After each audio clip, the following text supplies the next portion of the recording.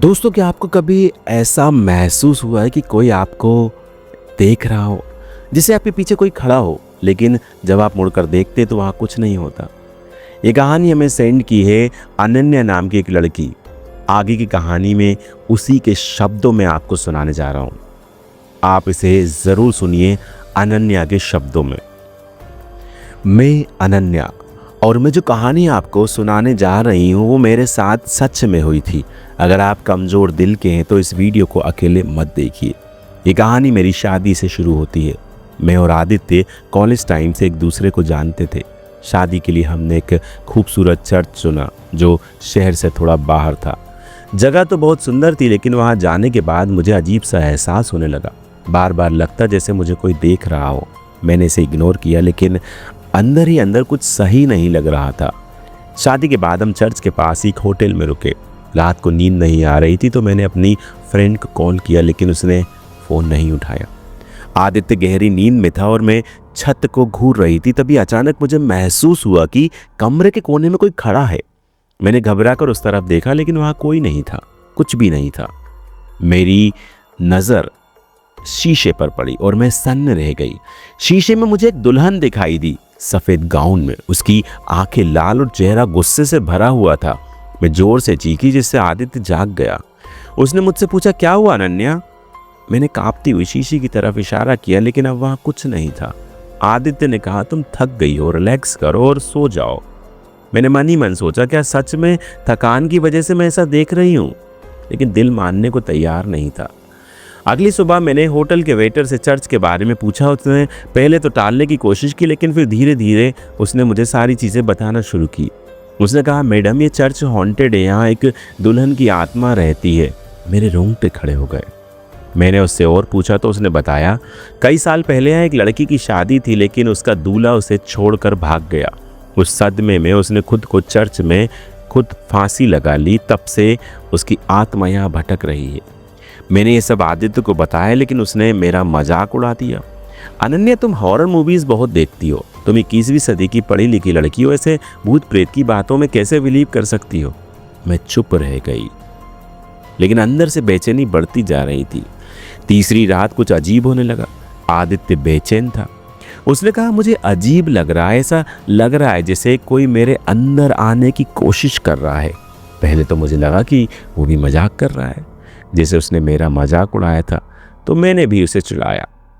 लेकिन धीरे धीरे आदित्य का व्यवहार बदलने लगा। रात के 3 बजे थे जब मैं अचानक उठी तो देखा कि आदित्य मुझे घूर रहा था। उसकी आंखें लाल थी, चेहरा अजीब दिख रहा था। और फिर उसने कहा, अनन्या, तुम्हें पता है ना कि मैं तुम्हारे साथ क्यों हूं? उसकी आवाज़ सुनकर मेरे दिल की धड़कन तेज हो गई। ये आदित्य की आवाज़ नहीं थी, ये किसी औरत की आवाज़ थी। मेरा नाम राधिका है। मैं भी एक दुल्हन थी, लेकिन मेरा दूल्हा मुझे छोड़कर भाग गया। मैंने इसी चर्च में अपनी जान दे दी। मैं पूरी तरह डर चुकी थी। मैंने कांपती आवाज़ में पूछा, तुम मुझसे क्या चाहती हो? मैं तुमसे कुछ नहीं चाहती, मैं तुम्हारे पति को चाहती हूँ, क्योंकि उसकी शक्ल उस आदमी से मिलती जिसने मुझे छोड़ा था। मेरे हाथ पैर सुन्न हो चुके थे।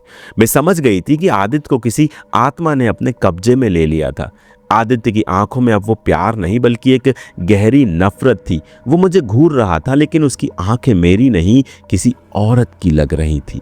मुझे समझ नहीं आ रहा था कि ये सब सच में हो रहा है, ये सिर्फ एक बुरा सपना है।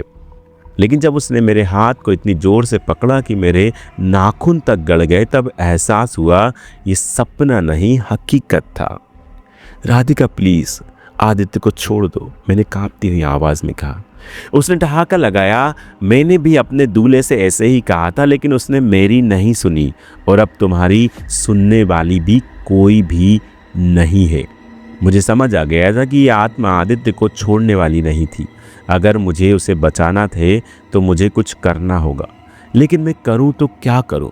मैंने जल्दी से फ़ोन उठाया और गूगल पर हॉन्टेड स्पिरिट सर्च करने लगी। लेकिन तभी आदित्य, या कहूं कि राधिका, ने मेरा फ़ोन छीनकर ज़मीन पर पटक दिया। स्क्रीन चकनाचूर हो गई। अनन्या, तुम समझ नहीं रही हो, अब तुम्हारा पति मेरा है, उसने भयानक आवाज़ में कहा, और कमरे की लाइट्स तेजी से झमकने लगी। खिड़कियां जोर जोर से हिलने लगी और पूरे कमरे में अजीब सी ठंडी हवा फैल गई। मैं पूरी तरह डर चुकी थी, लेकिन मुझे हार नहीं माननी थी। मैंने आदित्य का चेहरा पकड़कर जोर से कहा, आदित्य, अगर तुम अंदर कहीं हो तो मेरी आवाज़ सुनो। तुम मेरा प्यार हो, तुम्हें मुझसे कोई नहीं छीन सकता। एक पल के लिए आदित्य की आंखें सामान्य दिखने लगी, जैसे उसने मेरी बात सुनी हो, लेकिन फिर अचानक से उसने मुझसे जोर से मुझे धक्का दे दिया। मैं जाकर दीवार से टकराई और दर्द से कराह उठी। अगर तुम उसे वापस चाहती हो तो मुझे छोड़ दो, मुझे कुछ दो। वो आवाज़ अब और भी डरावनी हो गई थी। तुम्हें क्या चाहिए? मैंने कांपते हुए पूछा। मुझे शांति चाहिए, लेकिन ये तभी मिलेगी जब मैं अपने दूल्हे से बदला ले लूंगी। लेकिन वो तो अब इस दुनिया में नहीं है, मैंने कहा। तो फिर मुझे कुछ और चाहिए, मुझे तुम्हारा पति चाहिए, उसने भयानक हंसी के साथ कहा। अब मेरे पास दो ही रास्ते थे, या तो मैं आदित्य को हमेशा के लिए खो दूं या फिर इस आत्मा को मुक्त करने का कोई तरीका निकालूं। मुझे कुछ याद आया, होटल का वो वेटर, उसने कहा था चर्च में आत्मा भटक रही है, अगर कोई उसकी आत्मा की शांति के लिए प्रार्थना करे तो वो शायद मुक्त हो सकती है। मैं घबराई हुई होटल के रूम से भागी और सीधे चर्च की तरफ दौड़ पड़ी। पीछे से आदित्य, राधिका मुझे पुकार रही थी, अनन्या तुम भाग नहीं सकती। चर्च में घुसते ही मेरी सांस फूल रही थी। अंदर का माहौल बहुत डरावना था, लेकिन मैंने हिम्मत नहीं हारी। मैं घुटनों के बल बैठकर रोने लगी और जोर जोर से कहा, राधिका, तुमने जो सहा वो दर्दनाक था, लेकिन बदले में तुम्हें शांति नहीं मिलेगी, तुम्हें आगे बढ़ना होगा। अचानक चर्च की घंटियां जोर जोर से बजने लगी। हवा तेज हो गई। पूरे चर्च में एक अजीब सी गूंज होने लगी, जैसे कोई चीख रहा, और फिर सब कुछ शांत हो गया। मैंने देखा कि आदित्य दरवाजे पर खड़ा था। उसकी आंखें अब फिर से सामान्य हो चुकी थी। अनन्या, ये सब क्या था? उसने कमज़ोर आवाज़ में पूछा। मैं दौड़कर उसके गले लग गई और रोने लगी। सब खत्म हो गया, अब सब ठीक है। हम होटल वापस लौटे, लेकिन मैंने आदित्य से इस बारे में कुछ नहीं कहा, क्योंकि मैं जानती थी कि वो इसे नहीं समझेगा। और सच कहूँ तो मैं खुद भी इस बारे में और नहीं सोचना चाहती थी। लेकिन एक बात मैं आज भी महसूस करती हूँ।